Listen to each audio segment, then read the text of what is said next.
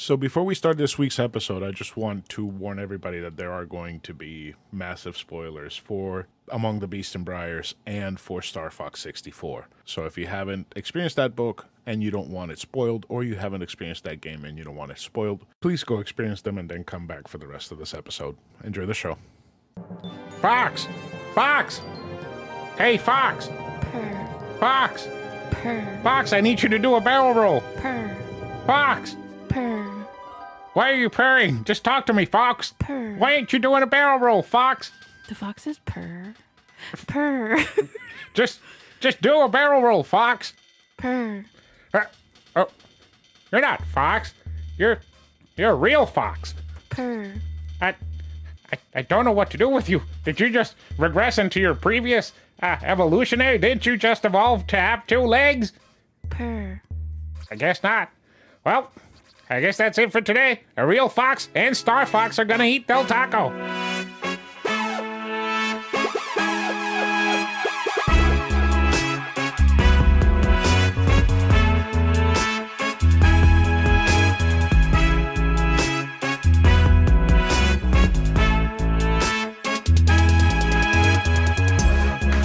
Hello, welcome to A Novel Console, your weekly podcast where we talk about books, games, food, and stuff that caught our attention during the week. My name is Chris, and with me is my beautiful co-host and wife, Karen. When is the last time we even did a cold open? I have no idea, but it was so hard to get out of that peppy hair mood and just start talking like a normal me instead of a southern wabbit. I'm the southern one, not you. Well, it was pretty fun talking like a southern wabbit. Uh-huh. Yeah, because peppy hair, he's a rabbit and he's southern and he's grandfatherly and all that stuff to Fox McCloud. So if you guys haven't noticed, we're talking Beasts and Briars and Star Fox 64 today. I think the Star Fox part was pretty obvious. Yeah. And you have to explain why we're doing Beasts and Briars now instead of with Cyberpunk.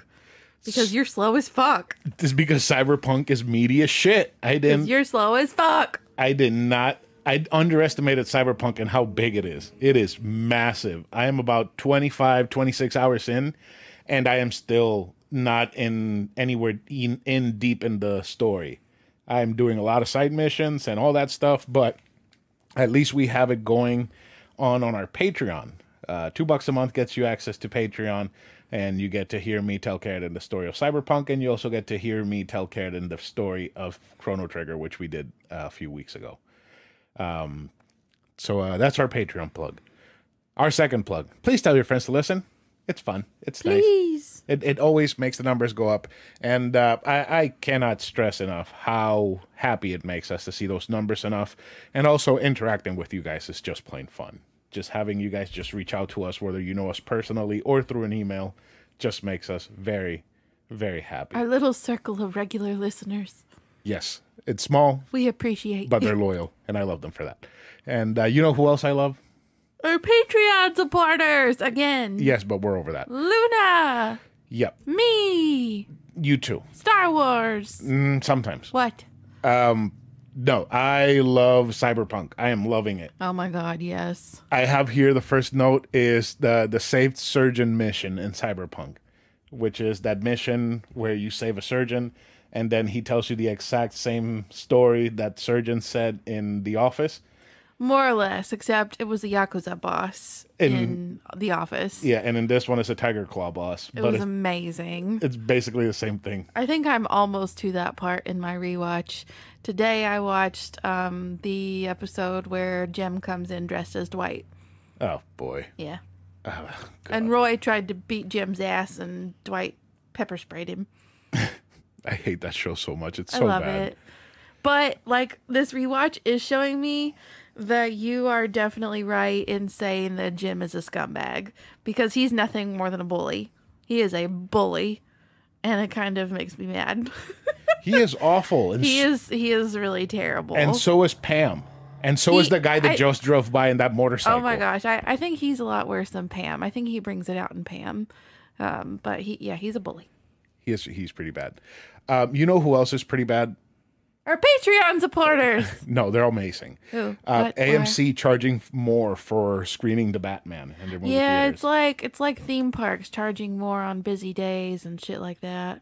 I mean, And Universal's Express system. so this whole AMC thing, it just makes me think, right? Because the Batman already has Robert Pattinson attached to it, and there's the stigma around him that everybody just knows him as the sparkling vampire. But he's done so much more than that. So much more better than that.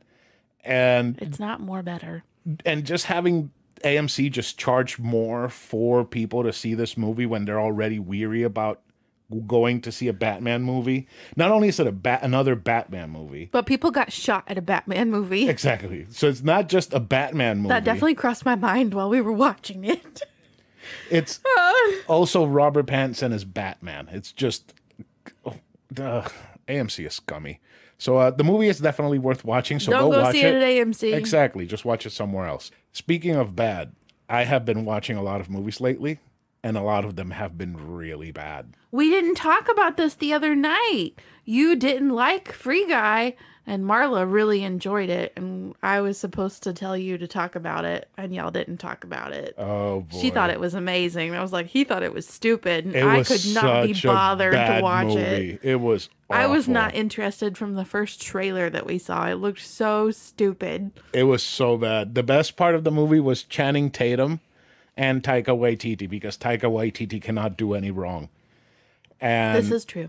And Channing Tatum was just funny. He was being himself. But the rest of the movie, oh my God, this is like if, okay, so before Hollywood thought that video games were beep, beep, boop, boop, now they think, And Pac-Man. now they think that all video games are Grand Theft Auto Fortnite, because that's basically what the game is in the movie. And it is just, oh God, like the live action stuff looks fine, but then whenever they show like actual like supposed gameplay, it looks like, you remember the Eiffel 65 music video for Blue? No, I don't think. Well, yeah, never mind. Yeah. Those crappy CGI aliens? Yeah. That's exactly what the whole movie looks like whenever they show the game on like a monitor or something. They don't That's show like sad. the live action stuff. Plus, Ryan Reynolds is just getting to the point where he's annoying. Yeah. Yeah. He's everywhere. Yeah. He's kind of He's starting to get to that point where The Rock is, where I just absolutely hate him because I cannot look anywhere without seeing him. And I don't like it when people are like that. So, yeah, I'm glad he's kind of taking a sabbatical away from acting. Maybe we'll when he comes back, we're all missing him, and we're ready for him to be himself again. Because right now, Let's go back to Ryan Reynolds and The Proposal. no, I never saw that movie, and I don't care to see it. You saw snippets of it when I watched it a couple weeks ago And it wasn't funny. on my DVD player that you got me for Christmas. It wasn't funny. I also saw The King's Man. Wow, what a turd of a movie. Rasputin. They Rasputin. didn't even play that song. No, he was in the movie for like 30 minutes, and then they kill him, and then the rest of the movie is us trying Whereas to... the trailer makes it look like he's like the villain of the whole movie. but he is not. And then the rest of the movie is us watching, what's his name? You told me his name. Ray Fiennes. Ray Fiennes. Lord Voldemort. Yes. Us trying to swallow With his down nose. his acting and his Regency. Is it Regency? Is that where? No, that wasn't the Regency period. It's Downton period. Yes, exactly. It is the beginning of Downton Abbey. Downton Abbey began in 1912 when the Titanic sank. Yeah. And if this took place in World War One, World War One started in 1914. Oh my God! Right? What a No. yeah! I It don't- ended in 1914. I It don't started know. in 1914. Something involved the year 1914. Because I had to look up and see when Rasputin lived, because I was convinced that he was dead long before World War One. But actually, he died 2 years after it started. So yeah, no, not a good movie. The first Kingsman is great. It's very funny. It's very action packed, and this one is just a bad World War One movie with some spy shit thrown in it that it just does not work at all. I did not like this movie at all. And the other movie that I watched that I absolutely hated was Ready Player One. I thought I would like this movie because of all the nerdy, geeky fan service. Pop culture. No, No, just another bad movie about, oh, this is like Atari, and it's the year like 2080. Like, who in 2080 is gonna be like, I have first-hand experience playing Atari on a real Atari console? Or like, oh, this is like Blockbuster, when they've been gone. Right now in this timeline, they've been gone for what, 10 years almost? Blockbuster? Yeah. I think they've been gone a lot longer than that. Let me look. Well, Karen looks that up. Yeah. I've, oh my God. I love HBO Max for the amount of movies that they give us and the quality of the movies that they give us and the original programming. But some of these movies that they have are just bad. They're just really, really bad. But you know what's not bad? Man, you're right. Less than 10 years ago, between November 6, 2013 and January 12, 2014, all 300 remaining corporate-owned Blockbuster stores in the U.S. were closed. 300 were left. 300 were left in 2013 to 2014. Wow. There's like one left and it's independently owned, and I think it's somewhere weird like in Oregon. That's insane. Yeah. Anyways, moving on from bad stuff. Tell me about your book haul from Brightlight. Oh my God. So I had not been able to go to Brightlight for weeks because of all the busyness that we've had going on. So I had a pretty sizable stack of books to take in and trade in. And I got the biggest credit I have ever gotten there. $133. I was shook when that girl told me how much it was. I was like, hot damn. I got $90 worth of books for free. And of course, they were all Lord of the Rings books. No, not all of them. Not all of them? 3 of them were Lord of the Rings, and they were 4 books. So, most of them. Shut up. And actually, one of them was Tolkien, but not Lord of the Rings. It was Letters from Father Christmas. So I'll read it at the end of the year. You'll read it to us? Yeah, yeah. I'll read a story or a letter or two. For our Patreon supporters? Yeah, there we go. Write it down so we don't forget. We're going to forget. Burger Champ will remind us. He'll set an alarm in his calendar on December 1st. So when are we going to get the letters from Father Christmas? It's either going to be Burger Champ or Will. Yeah. Will's been asking for some very specific Patreon episodes. Everything rests on your shoulders, guys. Yeah. All right. So apart from that, I think we're ready to go into book talk. Oh, God. But before we do, because I am so behind on Cyberpunk, and you just finished Beasts and Briars. Yeah, earlier this week.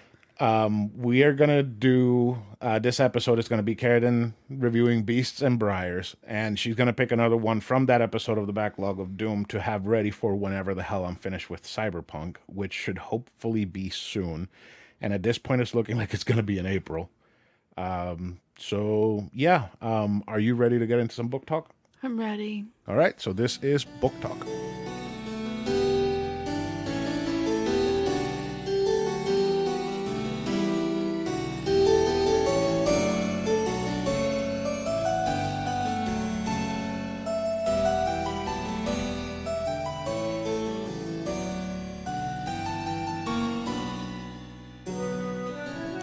So this week's book is the book chosen by our Patreon supporters in the last Backlog of Doom, Among the Beasts and Briars by Ashley Poston. It was published on October 20th, 2020 by Balzer and Bray. So I was like fairly into this in the beginning. So the main character, Ceres, is the daughter of the king's private gardener. And the king has just died, so his daughter, Anwen, is being crowned. Anwen and Ceres are besties, even though Ceres is just the gardener's daughter. Anwen did have a brother who should have been crowned, but he wound up dying in the wild wood that is cursed and is very scary. But the king, a king a long time ago had like made a deal with the queen of the forest or like something like that to ensure protection from this big bad forest. Okay. So what the hell is in the big bad forest? So when Ceres and Anwen and Anwen's brother are little, they all go into the forest with the brother's like squire or whatever. And the brother and the squire wind up like taken by the wood. So Liam Neeson has to go rescue them. Yes. And he kicks all of the woodland creatures' asses. Yes. Especially Bambi's. Because Bambi needs an ass kicking. But basically what happens is like, this is how I pictured it happening in my head. I pictured like a piece of bark like touching you and like burrowing into your skin and making you into a wood monster. What? That sounds You're like still like kind of recognizable, but you're a monster. That sounds like some Witcher shit. Oh boy. That sounds cool. Like, why are you making those noises? It was cool in the beginning. Except everybody that went into the woods gets turned into those monsters. Just wait. Her mom winds up like hearing them screaming, I guess, and goes in to help them. And her mom winds up getting slaughtered right in front of her by one of the wood beasts. They're called ancients. So like ants? No. Think of it like big like bears that are possessed by the wood or something like that. But made out of wood. Not made out of wood. They're just making out with wood. They're warped by the wood, I guess. But you can still tell it was a bear, just not a bear anymore. It's a wood cursed bear. AKA an ancient. I'm describing this very poorly. Yeah, you are. But so basically you then find out that Saris has been cursed by the wood, but she's cursed by the wood in like a not bad way. It's just that like her blood makes things grow. So if she gets a slice on her arm and it drips, she's gonna have a whole garden at her feet out of nowhere. Yeah. It's like everybody else's curse is like deformed insanity. And she gets to grow a garden. Oh my God, that is so stupid. Yeah. So Anwen is having a coronation, obviously, because her brother's like dead in the forest somewhere, and her dad's dead now, so she has to be queen. But at her coronation, they cut her, and everybody sprouts flowers that touch her. Ancient person thing shows up, and all the wood bark goes into all the people, even poor Saris's dad, the gardener. They all turn into the bad forest creatures. I hate this book. And it's funny because like it starts happening, like all these black spots start forming on their skin, so it's like the Black Plague, but they turn into wood people. I don't even know. But she's like immune because she already has the curse that turns everything into a garden. But then it turns out that like the bad guy, the big bad guy who showed up is the little squire from the beginning. Not even like, it would have made more sense if it had been the brother who was supposed to be king. Like, coming back, bitch, this was supposed to be my coronation. I'm taking this back. No, it was his squire. I don't think the brother ever came back. I gotta be honest, I skimmed like the last 150 pages or so because I was so over it. Wait. Did the squire come back like a giant monster, or did he come back like a skinny guy still? Well, I don't think he's like giant or anything, but like, he's not a monster. He is modified. He's woodified. But he's trying.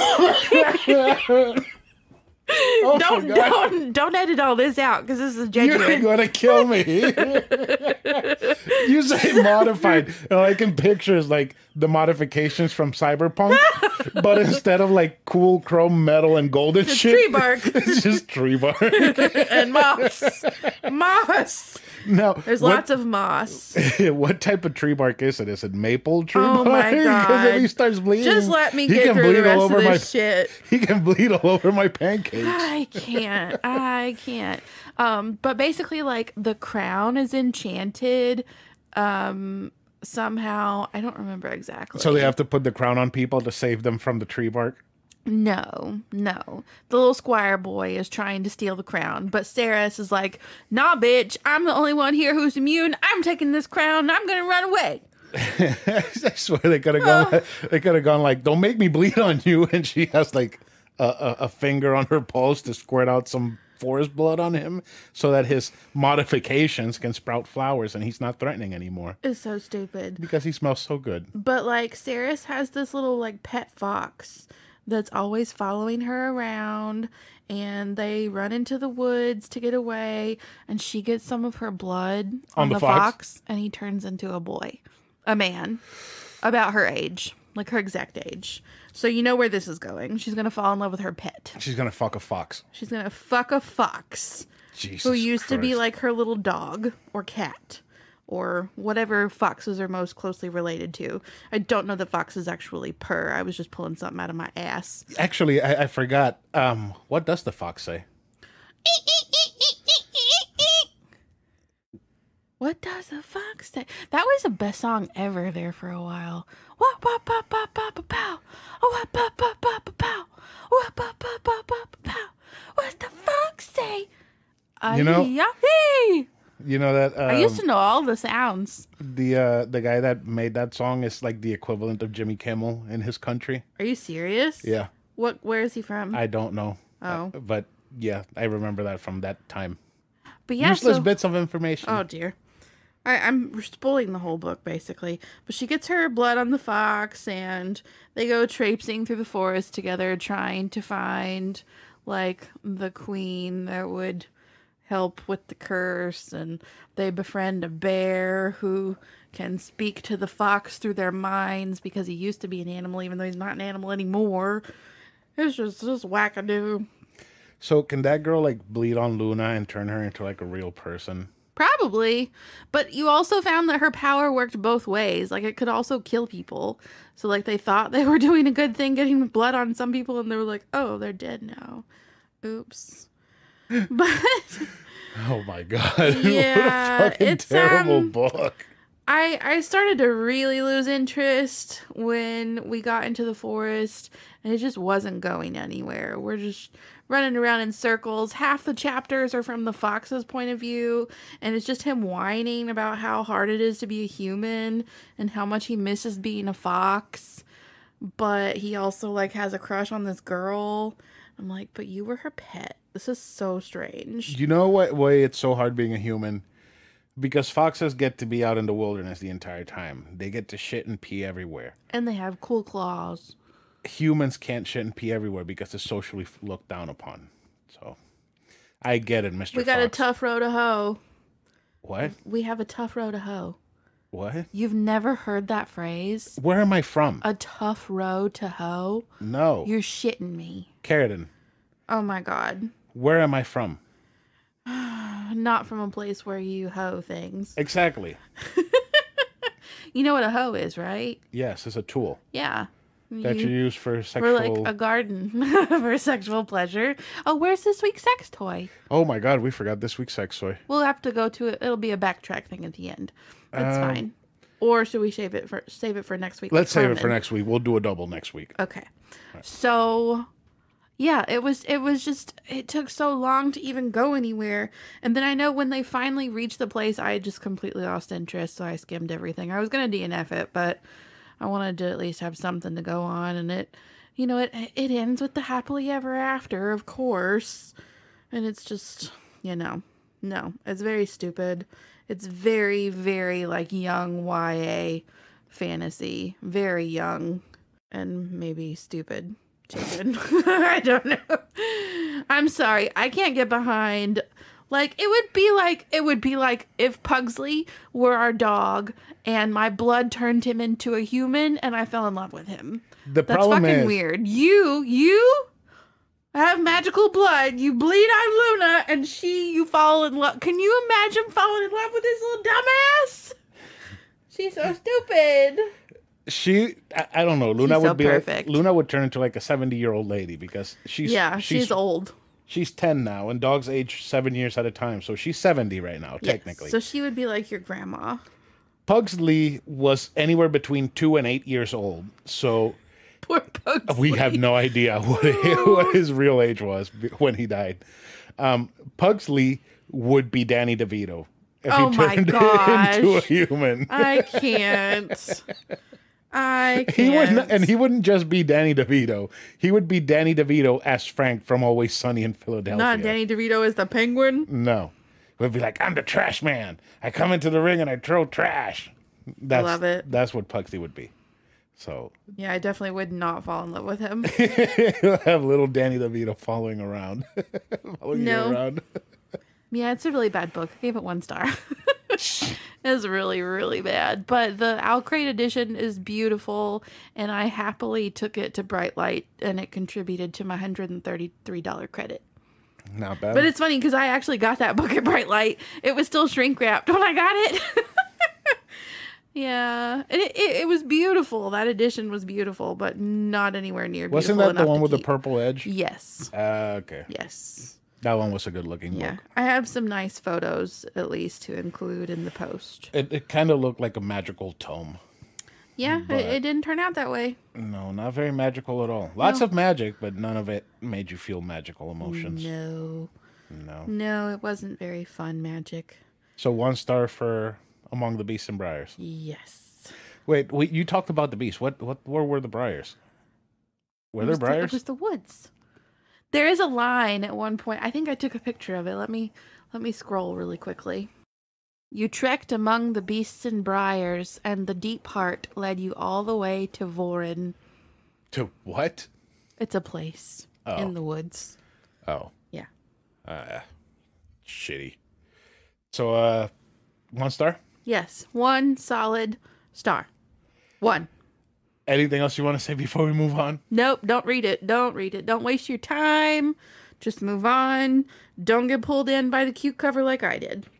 All right. So that's 1 star for Among the Beasts and Briars. So let's go ahead and get in some games and stuff.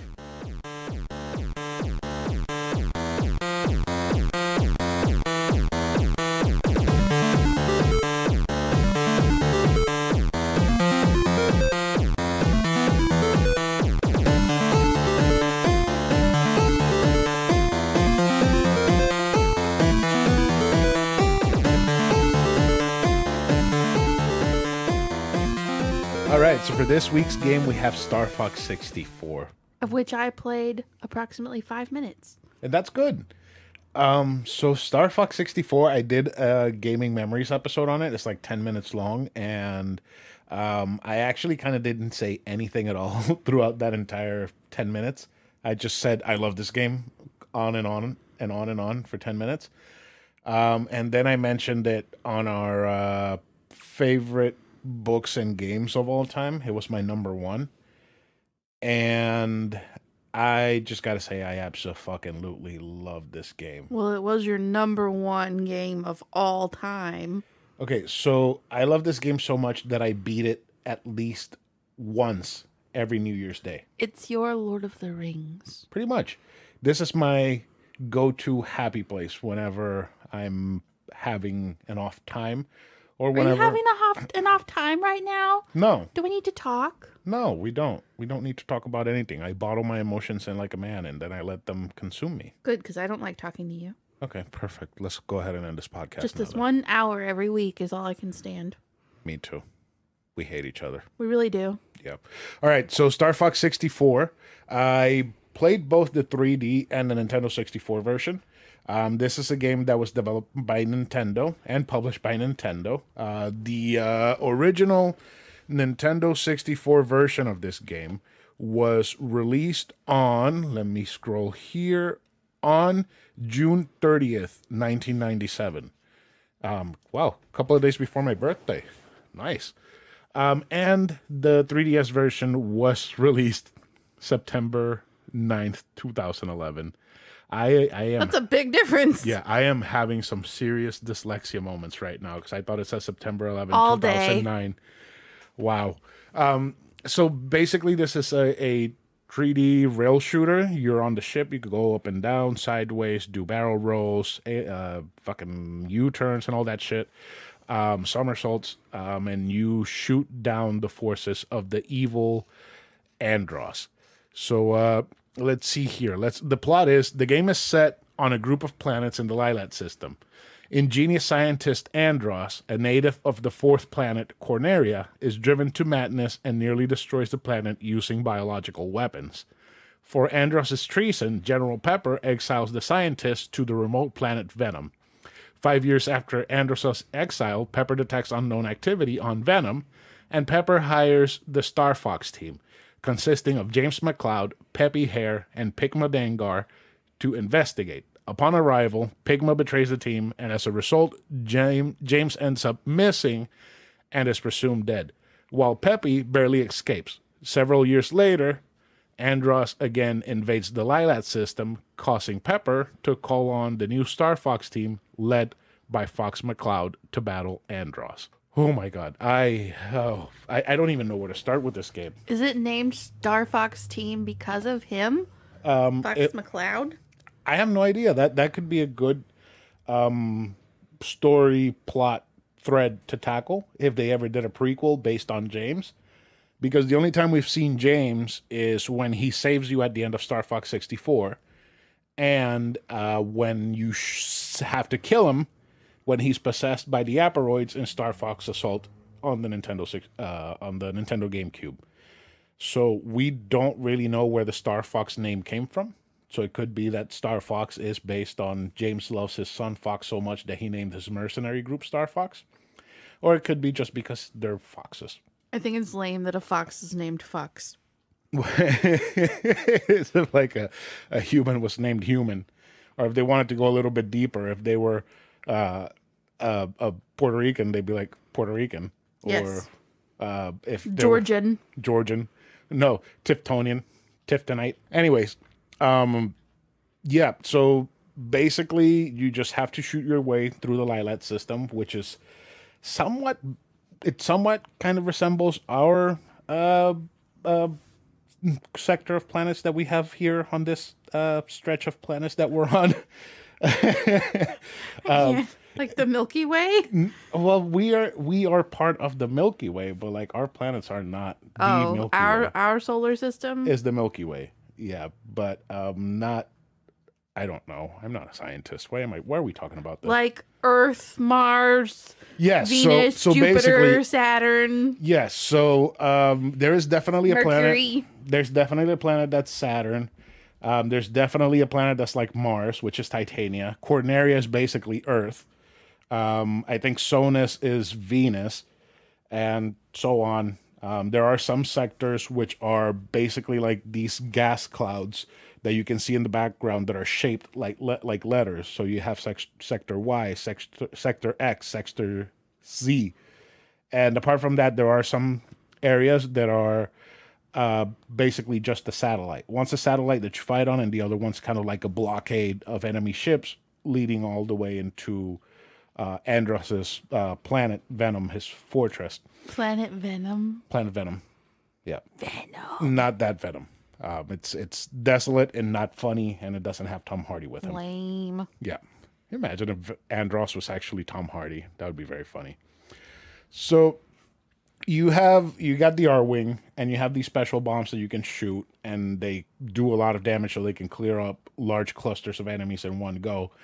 But kind of like the point of the game is to rack up as many kills as possible. And the fastest way to do that is by charging your shot, which locks onto enemies. And once it's locked onto the enemy and you take one down and there's some around it, there's a chance that they can all come down. And they give you plus the amount of enemies that you took down. So if where you were going to get 1 point, you get, if you knock down 4 extra ones, they give you 5 points total, plus 1. So that would be plus 5 on the points that you get. And the goal of the game is to basically just go through the story, take down Andros, and then keep going and try to go for a higher score. Because the game, you can run through it in basically 40 minutes. And if you take the easy route and you're really good at the game, you can knock it out in 30 minutes. Especially the 3DS version, because the 3DS version lets you skip the cutscenes. The one on the Nintendo 64 didn't. And the R-Wing can be upgraded by finding lasers throughout the stages. So you start with a single shot, you get a double shot, and then you get like a hyper beam, which is 2 blue lasers that do a shit ton of damage. And the thing that I like about this is that once you press the shoot button once, it does like a 4-shot count, so it shoots 4 shots at the same time. It doesn't just do 1 shot, so you don't have to constantly keep pressing A, but if you do it, then you get to shoot a shit ton of lasers out at the same time. And there are different vehicles that you can use. You're not only stuck on the R-Wing, which is the ship. You have the Landmaster, which is a tank that's on the ground, has hovers, has a jet booster, so you can shoot from the ground, taking down enemies. And there's 2 stages that use that tank. There's one in Macbeth, which you have to chase a train all the way to the end of the stage. Macbeth? Macbeth. Oh my gosh. Yes. You chase the train all the way to the end of the stage. And at the end of the stage, you can either hit some switches to make the train track move and it go into an explosives depot and explode the monkey to hell. Okay. Or you can shoot down the robot kite that it shoots out and then have that crash into the train and kill the monkey that's driving it. The other one is in Titania, which is the Mars equivalent. And at the end, there's a giant skeleton dog monster that you have to kill. And it's holding Slippy hostage. You remember? Slippy Toad! You remember Slippy Toad? I do. Slippy Toad is fucking awful. He is the worst character in the Really? game. Yes, he is so annoying. Oh, he looks cute. He is a super annoying frog. He can't fly. He always gets shot down. You always have to be saving his ass, and he's always complaining. And in the stage before that, in Sector X, there's this robot that you have to go kill. If you don't take the robot down in time, he smacks Slippy into Titania. So if you kill the robot before, you get to go to Macbeth. So there's that diverging path right there. The good thing is that if you kill the robot before, you can still go to Titania and still save Slippy, even though he didn't get knocked into the planet, which I always found super weird. There's also the Blue Marine. I absolutely hate the Blue Marine. That is the worst part of the entire game.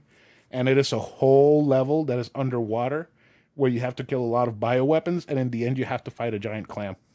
What? Yes. And the weird thing is that the clam shoots pearls at you. What kind of damage can a fucking pearl do? Well, Like knock you down? I don't know. well, you're a submarine, and these are giant, I'm guessing acid-filled pearls that when Assy-filled pearls. they're filled with ass gas. I mean, yeah, that depending on what it smells like, do some real damage. Underwater. So when they touch you, they explode. And on top of that, the top of the clam has like these 3, I don't even know how to explain it. It's like giant tubes with holes, and giant snakes come out of it, like insectoid snakes. No, thank you. Yeah, so it's super weird because you have to like shoot the front. You have to shoot the latches that are holding the clam close off, and then you have to shoot like the face of the clam so that the eyeball comes out so that you can shoot the eyeball. And the reason that I hate that stage so much is because, like I said, in the R-Wing you hit once and it shoots 4. This one you have to constantly be hitting the button because it only shoots once every time you shoot. And not only that, you have infinite torpedoes, which is great because they lock on and they go straight for whatever you're trying to kill, and it's basically like a one-hit kill for everything. But you have to hit both buttons at the same time, and at least on the 3DS, it is super uncomfortable. Like, my thumb is still a little bit sore from that stage because I did 250-something kills on it. I got the medal for it, and yeah, my thumb is still sore from that. That sucks. Yeah, and that's another thing. The game has like these. Some stages have these specific death counters that you have to hit, where a certain amount of enemies taken down. And if you hit that certain amount, it could either lead you into a different path completely for the remainder of the game, or if you hit the goal, then you will get a medal on that planet. I'm not 100% sure what all the medals do on the 3DS version, but if you get all the medals on normal mode, on the 64 version, you get to unlock the Landmaster in multiplayer. So you have the tanks and people have the R-Wings. If you get all the medals on the regular and on hard mode, which is cool because Fox wears his dad's glasses, so he has sunglasses on, you get to unlock the Star Fox crew to use as. So they're on foot running around with cannons shooting shit. So at least that was really cool on the 64 version. I've never done it on 3DS because every time that I play it, it's just I'm just gonna cause chaos and kill everything that I can, including my teammates. Kill everything. Yeah. And another thing about unlocking those medals is that you have to hit that specific number while having your teammates all alive. So you need to have Peppy, Slippy, and Falco alive. and it is not impossible. But sometimes you just want to shoot them down because they get so annoying. I absolutely love this game because the music is great. There's voice acting in this game, and the voice acting in the Nintendo 64 version was great, and in this game is just as good. And it's I don't know how to explain it, but it's just comforting. Playing this game to me is just comforting. It's like being a child again. You know, getting some greasy pan pizza from Pizza Hut on a Friday night and then going to sit down to play Star Fox. It's wonderful. Makes me very happy. I love it. The nostalgia. Yeah. There are a couple of things that are weird with the game. So you have your main cast. You have Fox, Slippy, Peppy, and Falco. And then you have kind of like your rivals, which are Wolf O'Donnell. What? Wolf O'Donnell. Wolf O'Donnell. Yes. I forgot Leon's last name. Pigma Dengar and Andrew Oikney. Andrew is Andros's nephew. So he is another monkey that you have to shoot down. And I used to love this game so much because every time you destroy a ship or a boss or kill somebody, like it made it look like that person is dead. Like they are dead. They didn't eject. They didn't crash happily into the ground. No, they died, because at least for Star Wolf, whenever you beat them, whenever the ship's spinning out of control and it's about to crash to the ground, you can shoot it out of the air. Oh dear. Yeah, so my vicious 11-year-old ass or 8-year-old ass would shoot them down, and while they were starting to spin out, I was just aiming just to destroy the ship before it. Just, I am murdering everyone here. You had some anger issues to I work still out. do. I still do. I still just I mean, that's true. shoot everything. Now, the game does give you that incentive of, you know, kill as much as possible, get to the high score, do everything. And at the end of the game, after the credits and everything, they present to you an invoice with the amount of enemies you killed. And that invoice gets stamped. And I always thought that that invoice did something, like give you some money or something so that you can buy some awesome things in the game. But no, you don't. And that always upset me because every time that I fought Star Wolf, I would love the look of their ships, the Wolfen, because it's basically an R-Wing. You wanted to buy one of their ships. And pilot one of their ships. Because it's like an R-Wing, except it has 4 wings, kind of like an X-Wing, and it just looks vicious. I absolutely love the Wolfen, and I wanted one, and Nintendo didn't let me fly one. I never got to fly a Wolfen until Star Fox Command, which we reviewed on this show. I do find it a little bit upsetting that all the characters are anthropomorphic animals because of furries, but it works for the game. I just gotta say it works for the game. All these animals being vicious space pilots. Yeah, it works. It works really well. And I really would love to see a sequel, but I don't think it is ever going to happen. They did release so Star Fox 64 is a remake of the original Star Fox for the Super Nintendo. And then we got Star Fox Adventures on GameCube, Star Fox Command on DS, and Star Fox Assault on GameCube. Then we didn't get Star Fox until Star Fox Zero on the Wii U, and that game was bad. It looked amazing. Apparently the flight controls were good, but they did the stupid shit where you have to fly your ship on the TV screen and you would aim and shoot on the tablet. So you would be looking at the tablet and have to put it down to see where you're flying and keep going up and lame. down. Because people hated that idea, Nintendo said, no more Star Fox. So we're probably not going to get any Star Fox anytime soon because they decided to do that fuck up. And then they're like, oh, why don't people like the game that we made? Because it's stupid. Exactly. I really wish we could see a good Star Fox soon, but I really, really doubt we're going to get it. Because I am down for a brand new adventure with Fox and the team. I just want to be a child again. Slippy Toad. Yep. So for me, this game, even though I hate Aquas and I wish there was more variety to the ships, like you could buy more stuff for the ships, like maybe upgrade them and whatnot. This game for me, it's definitely a 9.5. Those little tiny. They're not enough to really. No, take it down a notch. No, and it's funny. Adam Blank from Remember the Game? Yes. He absolutely hates Star Fox 64. What? Yeah, I don't agree with his reasoning. I don't agree with his opinion. But I respect it. It's his opinion. He has the right to be wrong. I might be wrong for liking the game. It's the game I love. It's my favorite game of all That's all time. that matters. Yeah. How did this get played? Did 3 episodes on Death Stranding, so we're probably going to do a 3rd episode on Star Fox 64. Oh my god. So, yeah, 9.5. And you know what time it is? It's time for Give Me the Garbage. All right, that is Give Me the Garbage.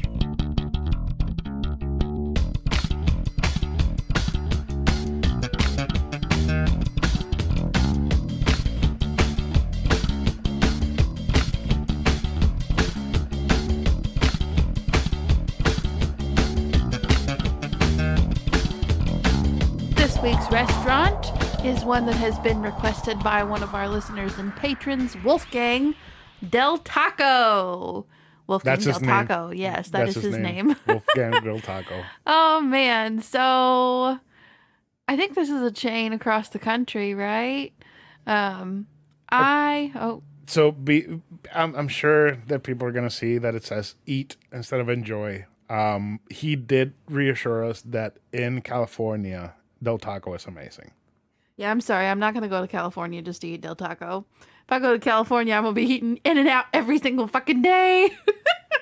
We'll still have some Del Taco. Oh, gosh. Anyway, so I had been to Del Taco once before, and it was like before we went to see a movie one day, like over on iDrive, and we were hungry, and I'd never had it before that, and I never had it again until today, because it just wasn't great. But, there is a Del Taco near us that we tend to forget about because it's kind of hidden. It's on the main road, but you can't really see it from the main road. Yeah, and that road is also weird. Like it's just not very easily accessible. But so we went in, and I immediately saw that they had this new thing featuring one of my favorite things ever at Taco Bell, a quesadilla. So it's a quesadilla stuffed taco. Wait, no. Basically, the taco shell is a quesadilla. And you get to choose if you want grilled chicken, crispy chicken, beef, steak, dog food. Yeah, all the things. And there's also an option to get it with guacamole. I was like, oh my God, I have to have 2 of those. That's going to be so good. Because I remember the tacos being really tiny from that one time that we ate there. And I got the not beer battered, just the battered. Is it beer battered? It's beer battered. Okay, the beer battered fish taco combo. Because I remembered liking those from our one experience. Holy shit, these new quesadilla tacos are way bigger than the regular tacos. Way bigger. They're like a fucking burrito. They're very large. They were pretty big. So I gave one to Chris because I couldn't eat all of that. I appreciate that the medium drink is basically a large at McDonald's. It's massive. It's like Popeyes. Their drinks are really big. Like their small drink is like a medium drink at McDonald's. Really? Yeah. Huh. Yeah. I didn't know that. Yeah, their drinks are big. And I appreciated the hot sauce too. They have 3 hot sauce. They have the mild sauce, del scorcho, and del inferno. Which, that last one, it trips me up because the Spanish word for hell is infierno, which is inferno with an I before the E. So every time I read it, I just wanted to say del infierno, but no, it's del inferno. The hell sauce. Now, did you get to try all the sauces, or did you just had the... I only had the Inferno, the medium one. Okay. I had them all 3. I tried the mild, the El Scorcho, and Del Inferno, and the mild sauce was bad. I didn't try it after you said it was bad. It was just plain bad. Del Scorcho and Del Inferno, it just kind of like went up, like bad, and then, okay, this is good. It wasn't no middle ground of this is perfect. No. It wasn't really spicy. It was just flavorful. I thought that Del Inferno was kind of spicy. Really? Yeah. Well, I did put mine on the... And I put 2 packets. Oh, that's why. So I just put a little overboard. I put a whole packet. This ain't Taco Bell. I put a whole packet on that dog food taco that I got. Yeah. So I got the... let me see here. The steak al carbon taco. That meat was not steak. It And was wasn't, disgusting. It wasn't al carbon either. It was wet dog food. It looked like, it smelled like, and it tasted like. It was disgusting. I took one bite and I was like, nope. You didn't even take a big bite. You took like a little nibble. It was enough. It was more than enough. It was disgusting. And I had to eat 3 of those tacos. You didn't have to. You just I felt ordered bad them. paying for it and Yeah. not eating it. Exactly. Now, the guacamole was pretty decent. I did like it, and I did like the little bit of pico de gallo they put on top of it. That was pretty good. The sauces were good. Those tacos were not good. How about those fish tacos? The fish tacos are actually very decent. I wish they were bigger. Yeah, I do wish they were the fish bigger. is really good. It's fried, really crispy, and I love that they give you the lime wedge with it because it's actually like all really fresh stuff, and then that just gives it like that super papa freshness. My only complaint is not having the option to get flour tortillas instead of corn. Because We've they had did give you the debate. I fucking hate corn tortillas. They did give you the flour tortillas for that quesadilla. The quesadilla, yeah, because that wouldn't have worked with corn. I mean, Do you normally make quesadillas with corn tortillas? I'm not opposed Have you to ever them. seen that? No, not really. I've never seen it either. No. I don't think it works quite the same. Yeah, maybe not. Plus, they're not big enough. You know? I feel like they're too brittle for a quesadilla. Yeah, they're way too brittle for quesadilla. Yeah. But the fish tacos I really liked. I kind of gave me the feeling of eating fish and chips. Yeah. With the taco. And whatever the sauce is that they put on it, It's kind of like a it's tartar good. sauce.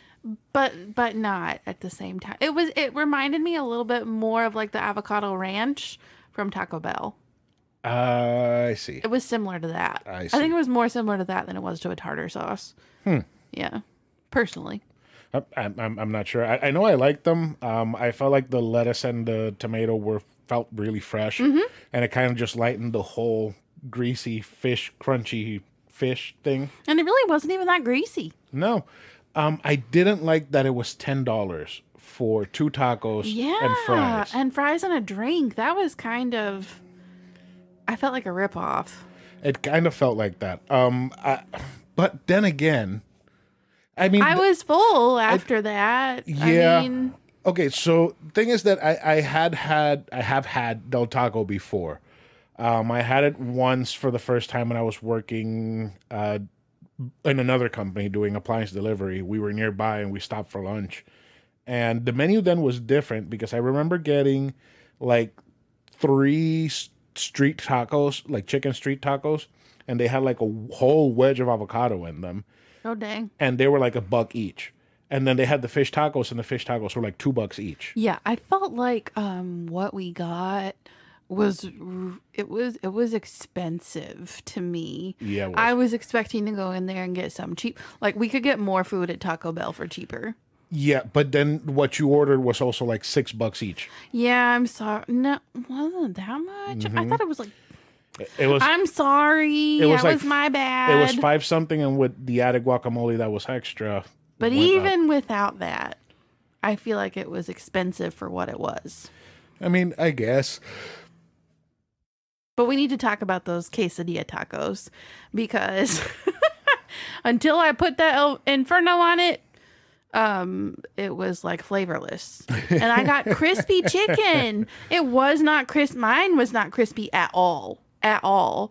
And I feel like guacamole should be super flavorful. You know, you get the hints of onion and the lime. And I felt like the guacamole was tasteless. I felt like it was just texture.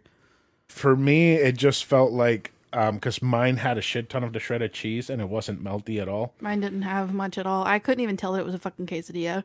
Could not even tell. No, not inside. I didn't tell that it was a quesadilla either. I'm talking about the cheese on top of the taco. Oh, I'm talking about both cheeses. So eat that. Taking a bite of that just reminded me of raiding the fridge at 2 a.m. drunk, grabbing a handful of Oh shredded my cheese. god! The other night when we were just eating fingerfuls of manchego, yeah, Pretty much. we're ridiculous. At least mine, the chicken had like crispy spots, if that's a thing. I mean, I guess. It wasn't. I didn't hate it. I just wasn't crazy about it. Like I won't go out of my way to order it. Yeah. However, The fries. Um, They were not great, but not bad.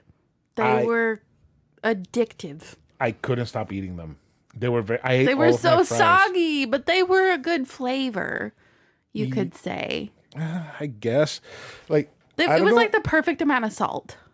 Yeah, they were very well salted. I don't know if yours were like mine, but mine had like they were soggy, but the ridges because they're crinkle fries were crunchy. No, mine were all soggy. The whole fry was soggy except for those ridges. Like you would get like a little bit of crunch, and I tried a few when the order came when the tray was dropped in front of us, and I just could not stop eating them afterwards. I I really like those fries. Like I would go get the fish tacos and fries again if they weren't $10 because I really like those two things. It really gave me some fish and chips feeling eating those. And I absolutely love fish and chips. I feel absolutely no desire to go back. None. Go Taco Bell any day. So for me, this whole thing was just okay. I feel like I'm somewhere in between a meh and okay, but I guess we can go with okay. Let majority rule. Now, I thought it would be funny if we had kind of a little California theme going on California love. for this week's garbage. And I thought we should have some what's it called? Frozen yogurt. I don't know where you get it into your head that frozen yogurt is a California thing. You just wanted frozen yogurt and you're trying to justify in your head. I don't even know where The you're frozen going with yogurt this. is from California. Yeah, no.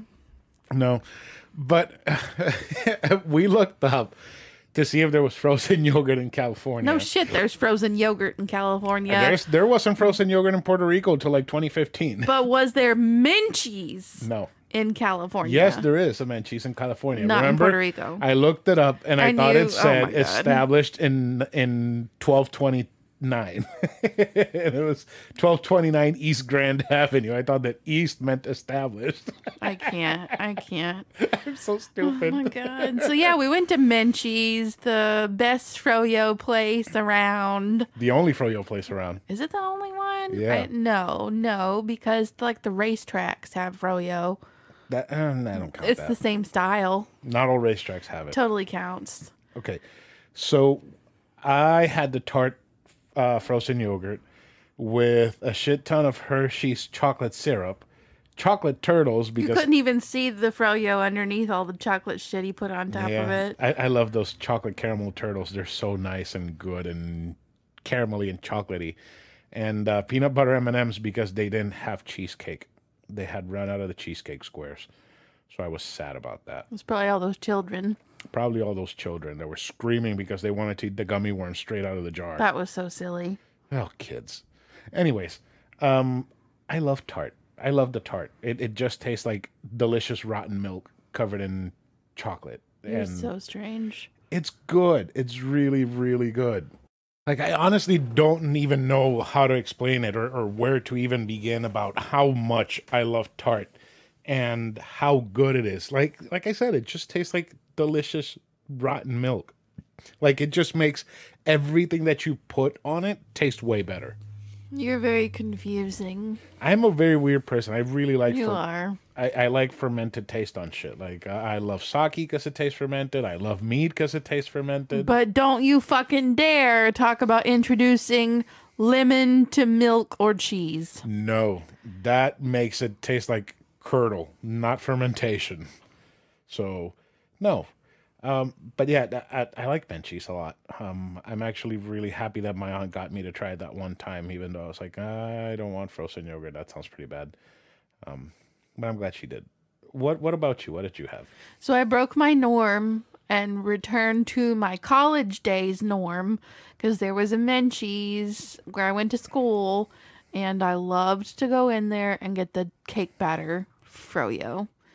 I have not had it since I was in college because Menchie's has this like Dole Whip type froyo. So I normally get that. It's pineapple. But so I decided I wanted something different today. I tried the cake batter again. I was like, oh my gosh, yep, takes me right back. So I got that, but I don't like to dump a bunch of shit on it like you do. So I really just go with the fruity boba and the fresh fruit. So I got kiwi and strawberry, and I love the marshmallow topping. I don't know what it is that, the Marshmallow fluff. The fluff. They have like a dispenser that you pump out on top of your froyo. That's like the perfect combination for me. And that cake batter is real good. So I think that might be my norm again now. So no more Dole Whip. I'm a little burnt out on their Dole Whip. It's not the same as Disney Dole Whip. It's still good. I'm just like, that's all I've eaten from there for like 7 years now. Oh boy, that has been a long time. I really like Menchie's. I wish it was closer, and I wish it was cheaper because it is kind of expensive. Because it's by weight, and you are loading a bunch of shit into your cup. So I'm not anymore. You I do used it to yourself. I used to, but not anymore. What would you give Menchie's? We've never really done this. I think Menchie's is garbage. You think it's garbage? All right, then let's just go ahead and give it a garbage. Why not? We both love it. Yeah. All right, so let's just go ahead and get some housekeeping and finish this off. First off, again, Patreon plug. Go sign up for Patreon. $2 a month. We're doing Cyberpunk. This week we should have either episode 2 or Uber stories. We're still not sure yet. We do have part 2 all written out. It's just a matter of actually recording it, which we will do at some point this week, if not Uber stories. Remember to follow us on Instagram and Twitter at anovelconsole and Facebook at facebook.com/anovelconsole. Don't forget to tell your friends that they can find the podcast on most major podcast streaming platforms and that they can listen on YouTube by searching for Novel Console. Be sure to subscribe, like, and comment, which would be ever so grateful. I still need to change that shit. If it would be awesome if you could leave us a review on Apple Podcasts and Google Podcasts so that more people can find us. And you can also email us at anovelconsole@gmail.com and we will read your email on the show. And our art was done by Metamorphica. You can find her on Instagram, and her link will be in the show notes. Next week, we have a fun episode. We're going to have a guest. What is her Instagram name? Pride_and_pages. Pride and Pages. Yes, and we are going to be talking what again? We're talking A Great and Terrible Beauty, Donkey Kong Country. Yes. And Sonic. Oh, man, that is going to be Sonic the Hedgehog. We're going to eat some hedgehogs on this bitch. Yeah. Oh, my God. It's going to be very blue raspberry-y. No, he tastes more like flesh and spikes. No, blue raspberries. Okay. Ices. Sure.